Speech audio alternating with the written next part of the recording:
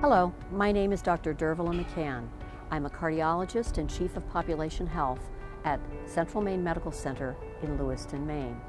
When I began practicing cardiology here years ago, I began seeing patients with heart attacks at a very young age, and I learned that my patients had a condition called familial hypercholesterolemia, or FH for short.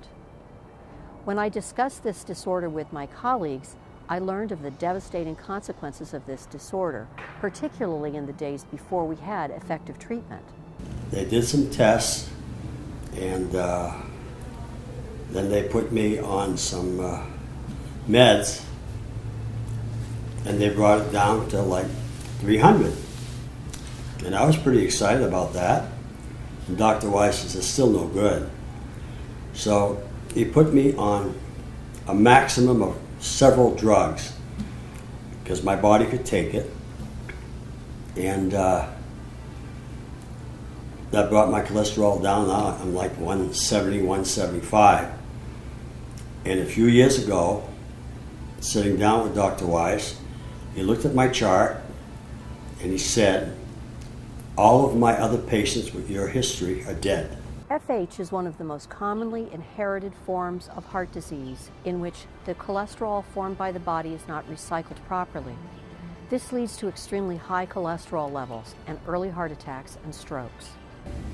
When I was 10, my cholesterol was about 350. I knew that I probably had a problem when I was younger because my dad told me that I had a problem with it, but I completely ignored it.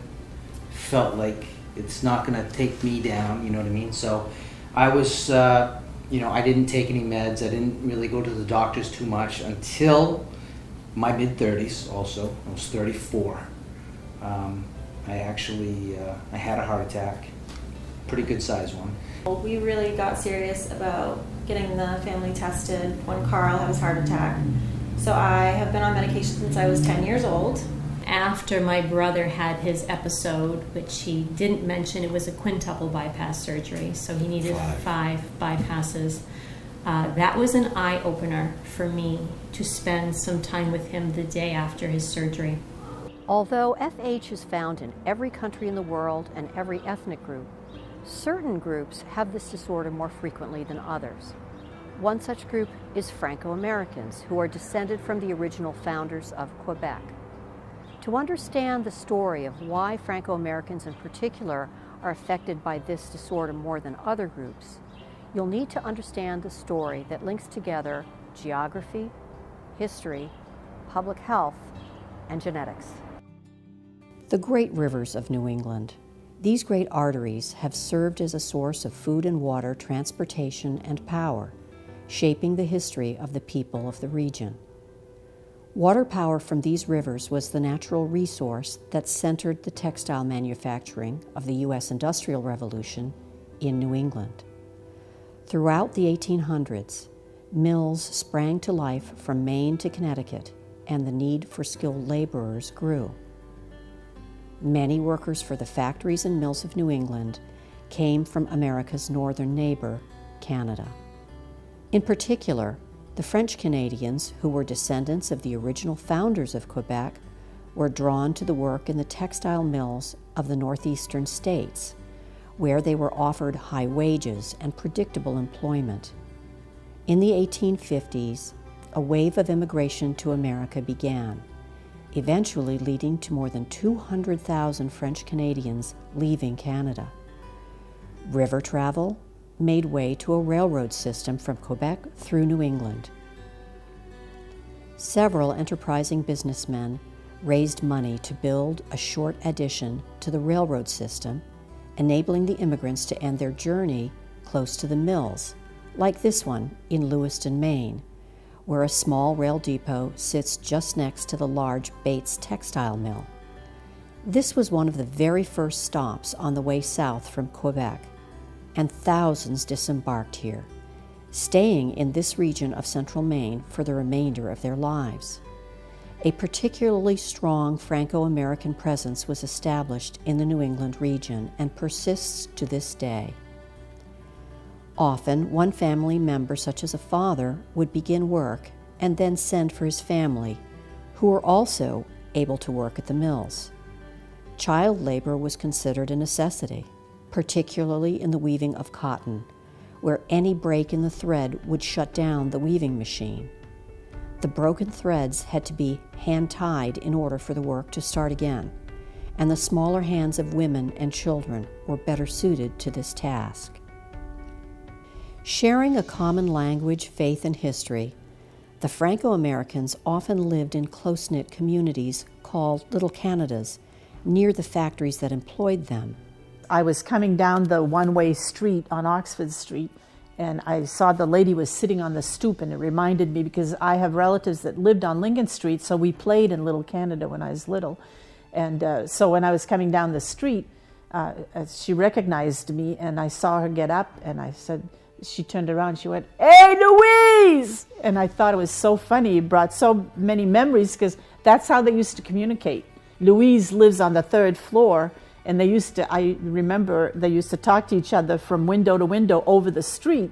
You know, "T'as-tu du sucre? J'ai besoin, je t'ai pas faire une tarte," you know, and, you know, so they brought the sugar over and stuff. And so it was really interesting, you know. The work was difficult, in conditions that we now recognize as unhealthy and unsafe. Though the work was hard, family and social support was strong and large families were common, their health considered a blessing. There is a French saying, "Lose your language, lose your soul." And though the language lived on in the large Franco-American communities, speaking French came with a price. Well, of course, we went to French school only, which was St. Peter's and St. Paul's School and so on. We only started learning in school English around the 3rd grade, only one class. I have a brother, I had a brother, he's passed away now, who was only 15 months younger than I. And in high school, the French kids had to stick together because you weren't allowed into the clubs. And in the 1950s, the Ku Klux Klan had a large membership in New England. Their activities targeted Franco-Americans who had held on to the culture that made them distinct from the English-speaking Americans. Despite hard work and prejudice, French-speaking descendants of the original founders of Quebec continued to work and live in the industrial centers and handed down their unique culture, Catholic religion, and language to their children.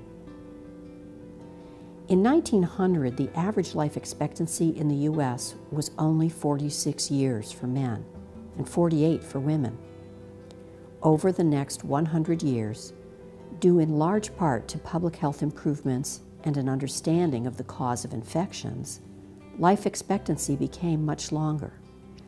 During that period, it became more evident that culture was not the only thing handed down to the new generations. As the general population lived longer, it became obvious that the Franco-Americans had a high rate of heart attacks, often at an early age. It was not until the late 1900s, however, that the reason for this was revealed. It was found in a gene that caused high cholesterol levels.